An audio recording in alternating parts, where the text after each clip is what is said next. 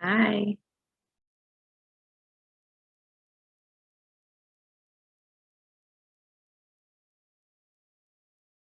Hello, hello, hello.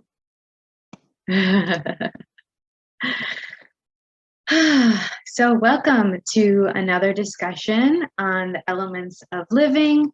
I hope you've been enjoying this series. It's been really fun for me to talk about these elements of living that I've been playing with for a while and have it start contributing to other people and their lives and businesses, to their families and to their bodies.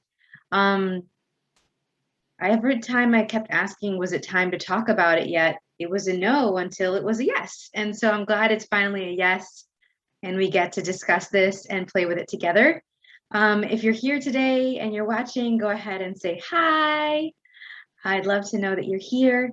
If you have any questions about any of the other elements of living that we've talked about so far, you can pop it under this video or under the videos of the other ones we've discussed so far.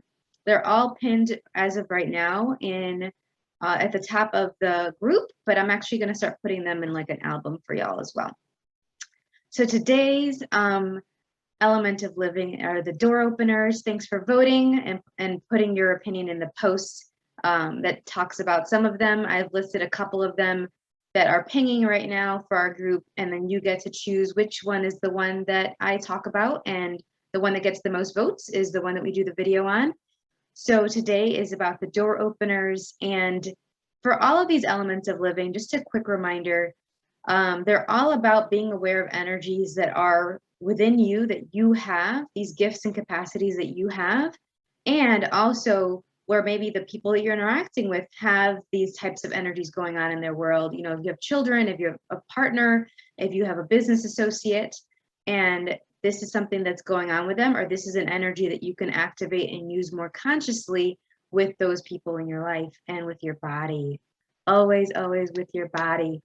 The awareness of this came from my own personal experiences, came from what my clients have told me over the last, 15 so years, have come from family and friends and what I've seen with them. So I'm really excited to talk about the door openers. The door opener is one of many of the category of elements of living, of the archetypes of living and dying. So just a reminder, the other categories are influencers, distractors, there's the door opener, there's discoverers, outlaws, the powers, and then travel and different landscapes and spaces is a whole other category. We talked about dreamland. Dreamland falls under the different landscape and space. But then we talked about the starseed, which falls under a different category, right? So with the door openers, I'm going to be pretty broad, but if you'd like to know some of the specific examples underneath it, underneath what a door opener is, let me know. As you ask more questions and you're willing to receive more, like your questions, let me know how much you're willing to receive. We can talk about it more. I love honoring where y'all are at with this. Hi, Anlag. Thanks for saying hello and for being here. So door openers, all of these elements of living that I'm talking about are from the living and dying body process as well. So what people have said as they've been receiving sessions of the living and dying body process that I created. And if you haven't gotten a session yet and you'd like one, let me know. The door openers have total awareness and choice around what doors need to be opened to create more and what doors need to be closed to create more. So it's both. It's not about open, and then you have the floodgates, and then you might be full of all kinds of stuff that isn't actually true for you, like, everyone's thoughts and your pains and sensations, and you're aware of other people's bodies and their anxiety or depression. You don't want to open the door to that because that's not going to create more. And that's what I used to do. I used to be like a walking container of everyone's stuff.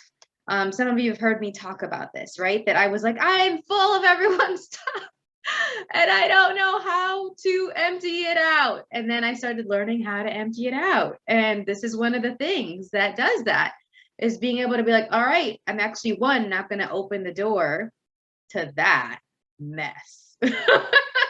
But also I'm going to open the door So I'm going to close the door to that mess, and I'm going to open the door to my gifts and capacities with awareness, and my gifts and capacities with the earth and with bodies and with communication and whatever that was, like, you got that energy of that.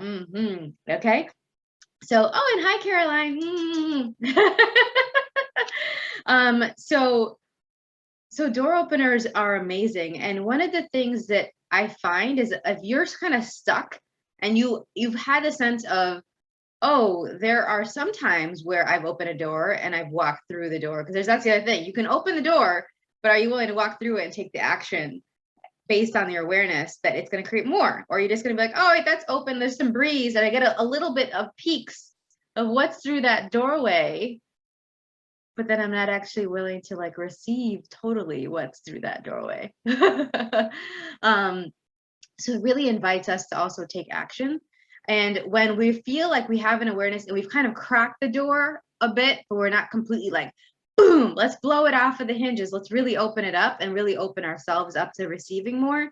We sometimes use our awareness of being a door opener, this gift and capacity that we have, and we become like revolving doors, and we just spin and spin and spin and spin, instead of using the revolving door, which is one of the subcategories of door openers. We use this revolving door gift and awareness against ourselves, instead of actually having it create traction and movement and momentum to propel us forward, or to do other things. Revolving doors is actually a really cool energy to play around with, and we can talk about that more if you'd like. I'm gonna actually put the question in the chat, like maybe that could be the next one. Would you like to learn more about revolving doors? Are you a revolving door right now?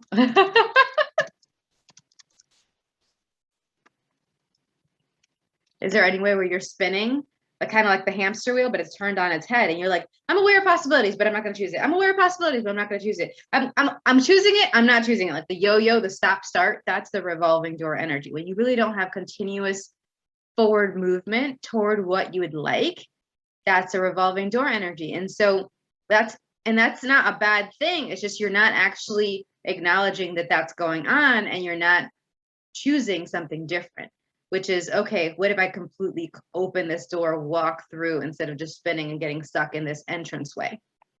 Okay. What I love about door openers, and so many of the people in our group are door openers, and I can't tell you if you are or not. It's about you acknowledging if you are. So if I ask you, hey, are you a door opener? And it's like, kind of makes you smile a little bit.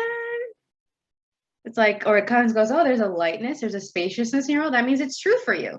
If it's, as soon as I bring up, are you a door opener? You're like, it's like, gives you a headache. It's like this, you're kind of contracted. It's a no. And that's okay too. Even if you're not a door opener, you're probably interacting with people that are. Like, I have a lot of my parents that completely block their gifts and capacities as being door openers, but they absolutely have kids that are door openers. And thank you, Karen, for acknowledging that you're a revolving door. And what if you could actually use that to propel you forward? Like, use that with combination with like maybe some like time machine kind of gifts and capacities, which is another element of living, the time machine and time lords and things like that. There's a lot of really cool things to talk about with it. Thank you for that request. Okay, awesome. We can go there.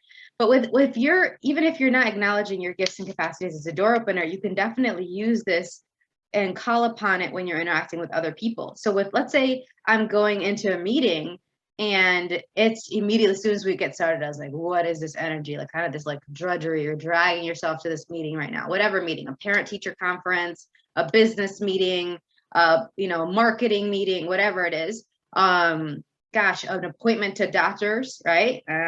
Okay. And you're like, okay, where are the doors that I need to be opened here? What are the doors that are being asked to be opened here that will create more? And what are the doors that are asked to be closed here, that are being asked to be closed here, that will create more? And you'll notice, even just right now, like I did that before talking about the door openers, I used the door opener energy before doing this call, because I was like, well, there's certain things that you guys might not be ready to hear yet. Fine. what are the doors I can open here with you all today? And what are the doors that need to stay closed for right now? Or they're just not ready yet to be opened. Okay. And then really meeting you with where you're at. So if you're about to have like a tricky conversation with somebody and you're getting nervous about, okay, how do I say it? How will I be sure of what to say? I don't want to like offend unintentionally. Like I really want to be like a dynamic conversation that opens some pathways here. Well, this is a great energy to play with that. If you've been having the same conversation over and over and over again with somebody and it doesn't seem to be creating more, it's just like, why are we still having this same conversation for the 100th time about the same thing and it's still not changing anything? You're probably doing a revolving door energy with it instead of all of the infinite possibilities, all of the options available to you as a door opener. So it's like, all right, wow, is there a revolving door moment going on here? Whew, okay, so what door can I open instead? Because even within a revolving door, there might be a little like exit right there. Open it, go through it. Do that. Oh, and for those of you that are here, do you recognize the background that I have? I know my people and my team do. So don't cheat, team members, my crew. You know the background is. But if you guys guess this background, I'm totally gonna give you a prize. So whoever guesses where this background was used before in our fantastical creature events and classes, you totally get a prize. Go ahead and post it in the group. Oh, I love the comment. That's great. So the other piece with door openers and with revolving doors, and with so many other subcategories of door openers, is they use a lot of different mediums. So with a lot of people in our group, we have artists, we have writers, we have people that are dancers, right? Or that just love to dance, that just love to write, they don't maybe do it as a profession, but that's something that they enjoy. People that love movement and play, and they're whimsical and irreverent, that they're love comedy and gosh, so many different things, so many different interests represented in our group. That's part of why I love our group. And I want to definitely, if you know of anybody that would benefit from this discussion, please invite them to the group. We make it a private group because this is something very different and weird, and not everyone's willing to receive this. But if you have some friends or family that would benefit from this, go ahead and invite them to the group and have them join the discussion. But with these different mediums, when let's say I'm looking at Caroline's comments here. Caroline is an amazing artist, and when she acknowledges it, she's an amazing writer too, but most of the time she won't acknowledge it, right, Caroline? And there are definitely doors that are opened when you look at her artwork.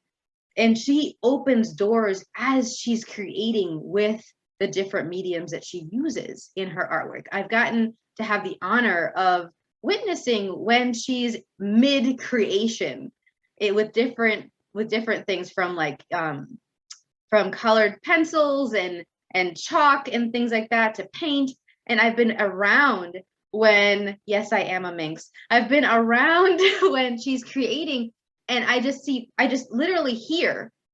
Sometimes I close my eyes and I can see them kind of flapping open, but if I don't, and I'm just watching her, and as with each scratch of the different utensils on the paper, and I've noticed this when I do some different artwork as well, that sound, it's almost like it's the door opening there, and I hear it with that utensil, and then, but it also becomes the sound of the door opening, if that makes sense. So it's like,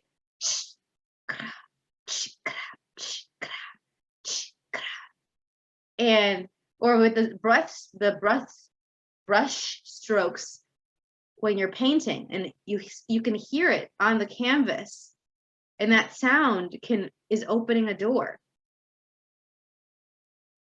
And if you acknowledge that, yeah, like every stroke is a possibility. Like every threading, when I love embroidery, you guys might have seen some of my embroidery that I posted in the group and on my wall. And every time there's this threading of the thread, even as I put it through the needle, there's a sound. And then when I pass it through the holes in the fabric each time, I'm hearing a sound, and it's like ka, open, shh, shh, shh, open. Each time it's a sound, even if it's the same movement, be it a brush stroke or a pencil drawing or the needling or the pen on the paper of your writing, whatever it is, it could be the same exact movement and sound technically, but it sounds different when you're willing to perceive it as a door opener. Yeah, every step we take, like with the dancing, like every time I dance, I could dance to the same bachata song, and every time I dance to that song, it creates something different. It's opening up a different space in me, but it's also because we're continually evolving. And so how we engage with our awareness and with what's showing up in our world and with how we engage with these doors also is going to be different every time.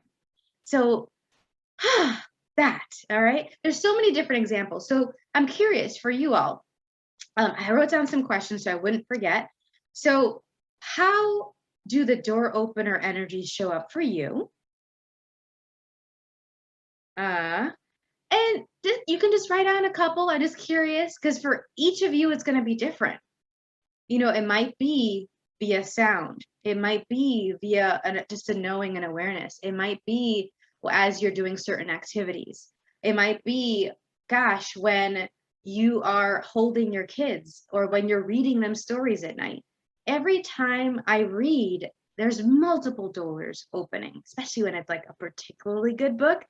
When it's certain movies or books or TV shows, and I'm like, whoo, me watching that and engaging with that is not going to create more. I'm just going to close the door to that. But some of us know we're going to be upset, or it's going to create an upheaval in our worlds to watch something, to read something, to choose something. Oh, I'm going to go on this date, even though everything in me is telling me it's going to be a crappy time. Instead, we go ahead and we don't close the door. We leave it wide open, and then we wonder why we're a mess after that. Okay. Some examples in the chat. We have opening my eyes, opens doors. Yeah, I had to put on my door openers today. Cats and cuddles, books. Ooh, yeah. Great. For many of you, like I had to recognize how many doors I open when I do private sessions with people, be it speech and language sessions, energy work sessions, coaching sessions, it doesn't matter.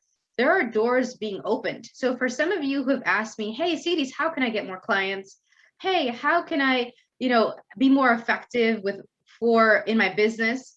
Well, look at where you already are opening doors and then start actually consciously choosing it instead of being like, have it show up kind of willy-nilly, all hodgepodge here or there. Music is a way that it shows up for you. Cool. To this day, I used to play violin for like 6 years when I was younger, and it still holds a very special place in my heart. When I hear certain classical music or just there's so much music I love.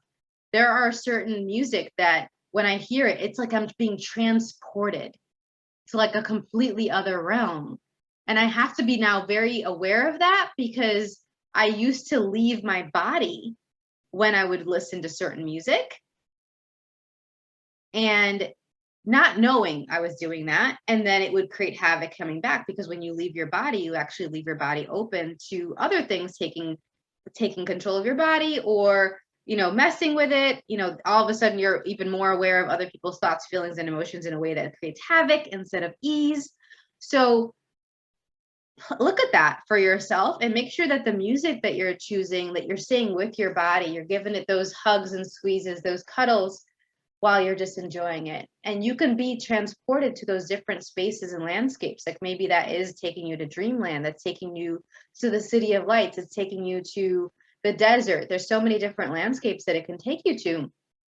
And Under the Sea, the song Under the Sea is in my head right now. Thank you for that reminder. My crew is letting me know. Like anytime I would sing and hear the song Under the Sea by the Little Mermaid, I would totally open the door. I was like, hey, all of a sudden the door opened and I'm under the sea with all of the creatures of the sea. And what if we could actually have fun with that, and not actually have it create not so fun, like the trauma. For some of us, we go and we use our door opener capacities and we open doors to places that we don't actually want to be there. And this intersects beautifully with what we talked about with the dreamland.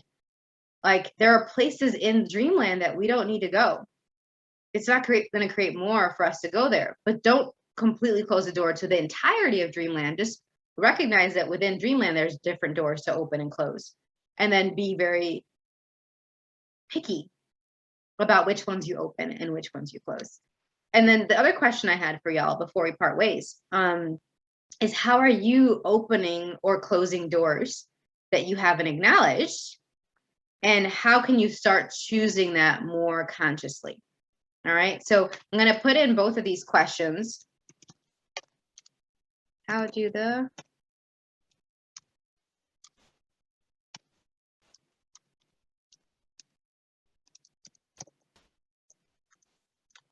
You've already been answering that one. And then the other one that I just said was, how are you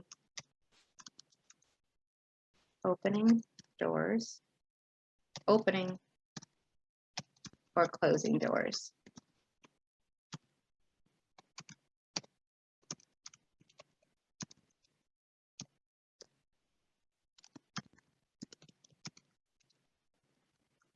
And how can you start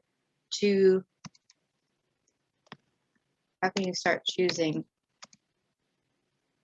that more consciously? Because here's the thing, like, for a lot of these, and we talked about it with the other ones, but I'm just going to reiterate it. When we aren't doing it consciously, then we're at the effect of it. It creates a lot of upset in our world for some of us. It can be unintentionally triggering or traumatizing. There's so many examples. Like, I'm going to leave you with one example that I think will help illustrate this really well. That is actually from one of the kiddos that I worked with. There's a comment here. What if that is where we be the dreamers? Yeah, that's exactly when we're the dreamers, the conscious dreamers, not the dreamers that actually create and not just dream and hope and dream, but don't actually take action. Yes, that's exactly it. When we actually intersect dreamland with the door opener and taking action, magic, man, just beautiful things show up there. So, I'm walking into this home, and before I even walk in, through the door, I'm hearing the screams. This kid is screaming and yelling, and it's a 2-year-old. And this is one of the first 5 sessions I'm seeing this kiddo for speech and language. And, when I get hired for one role, I often, I can't close the door to all my other experiences and tools and awareness. So I also often use my learning and behavioral master's degree strategies for, even though they're hiring me as a speech language pathologist. And so I go in, I'm like, hi, is it okay for me to come in? It's our appointment time. Do you need me to go? So the mom's like, please come in. Please help, right? And this kiddo's screaming. I mean, just red in the face, bordering on purple, right? Very quickly, like just screaming. And I didn't get to before I walked in, but one of the things I would ask is different questions before I would even go into a child's home or a family's home. Like, what doors can I open here? What doors can I close? Or how can I contribute to this family in all the possible ways? There's a lot of different questions I asked before I would start any session. But I was so concerned about the screaming first that I didn't immediately do that before entering. So I go in and I just take a moment and I breathe and I pause, and then I ask some questions of my awareness and with my body. And I also open the door to having more access to the kid's body and to the families, all the family members' bodies that were present, but even those that weren't at the home, because there's a lot of the households I would go into, they would have so many different family members, like 11, 17 people living in like a 2 or 3 bedrooms. So like packed, but I would come in during the day where a lot of the others would be working, but I would be aware that their energy is there, that they're impacting, everybody is impacting everybody else and influencing everyone else. So just as soon as I opened the door energetically to the child's body and to the parent's body, there was a softening. And the volume died down a little bit in the screaming. Instead of being like full out, ah, he was like, ah, ah, ah, like kind of like someone just literally turned the knob down. And I was like, okay. And I was like, maybe we could close the door to that volume, the yelling, so I can hear you. I said, so I actually would ask the child's body, can I close the door to the screaming so I can hear what your body needs and what you need more clearly? And it would be an energetic yes. I would get the yes. It's like, okay, cool. Because I would ask permission and would close the door. Okay, cool. Thank you. I'd acknowledge it. The mom was like, you just did something. Maybe it's just you being here, but oh my God, he's been screaming for hours. I was like, I get it. It's a lot. Woo, that was loud. And I was only here for a couple of seconds and it was loud, right? And then I would keep going. And it's like, okay, and it's kind of like, what do they need? What are they really asking for?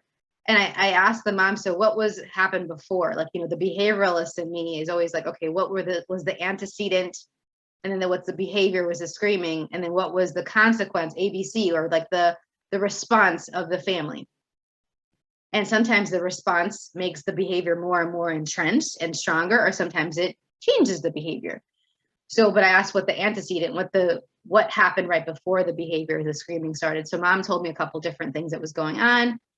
And finally we got to, okay, a couple things. One, he didn't get good sleep.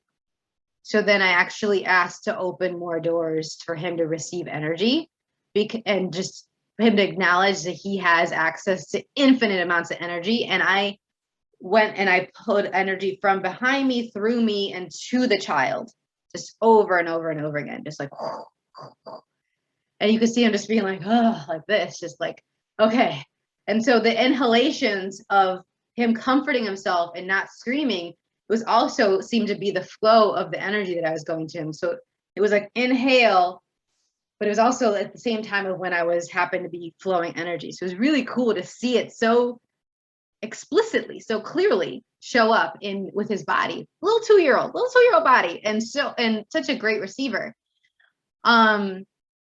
And finally we got, yes, the fatigue. Okay, then let's go ahead and open the door to more energy. Because a lot of times we have the point of view that we need the sleep, we need the food, we need these things to have more energy.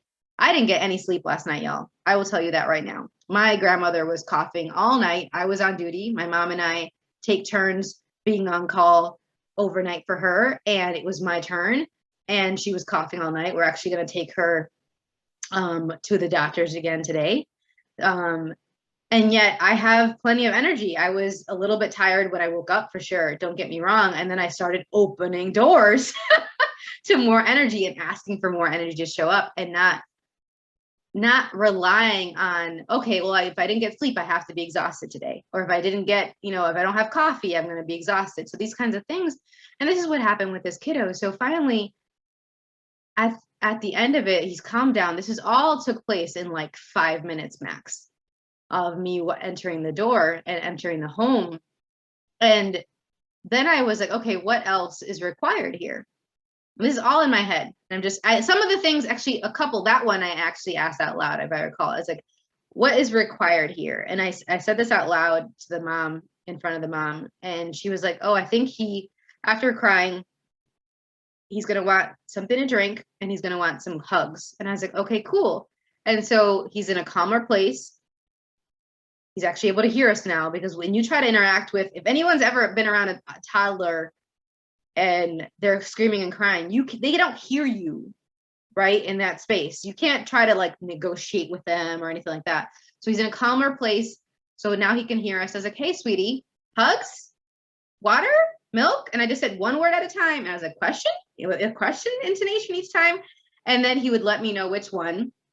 But I only offered up the ones that popped into my head or that mom would say was what her awareness was saying, instead of going through the infinite list of stuff, like really tapping into his body and his awareness about that, and mom's awareness.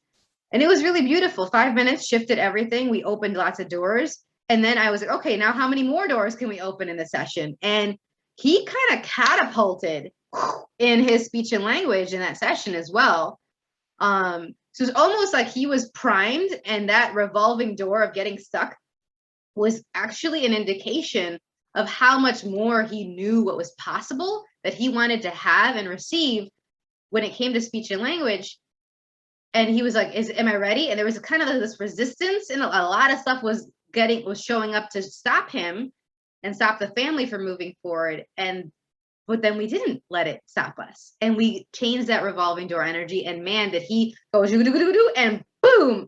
And it was like just like a freaking cannonball that session and for the next couple of sessions. And he was one of those kiddos that, instead of what we're told for a lot of early intervention kids, which are birth to 3, kiddos, that he's like, oh, he's going to need it for like at least 6 months or till he turns 3. He got discharged early. He was completely age appropriate and caught up with his speech and language skills before turning 3. And I think that the energy I was being, and that the energy that mom was willing to be with him after us talking about these different tools, and her really holding herself accountable to keep moving forward and opening doors, made all the difference. It was really, really beautiful. And so I wonder for us how we could do that more consciously our way. Beautiful comments in the chat, y'all. Asking for doors to open, acknowledging the opening, starting to step in. Oh, yay! Yay. And another comment for me, it is all about keeping my mind open, heart kind, and brain ready. Then when the body tells me a door needs shutting or opening, I act. Yes. Listening to my body has always helped me listen to every other sense, because it's all there. It's all with your body. I love that. And then accountability begins with me. It really does. It truly does. And it's kind of turning it on the head. Like, the whole like, oh, you are your worst critic. Well, what if it wasn't about you are your worst critic or your most demanding person? It's like, you're the one that's going to hold yourself accountable more than anyone else, and take away the judgment part of it, which is like the critic part, and just be like showing up, making the demand. Boom, I'm here. Let's go. What doors am I walking through? What door am I opening? And what doors am I closing? And I wanted to focus more on the opening part today, but we can definitely talk about how door openers also close doors consciously, and where that could be applicable for any of y'all. So if you want some more information on that, let me know. I'm going to leave y'all for today with this. Play with it this week. Let me know what shows up. If you have any other questions, let me know. Super fun to talk with y'all. Please vote for the next element of living that we talk about next week. And I look forward to hearing from you. Bye for now.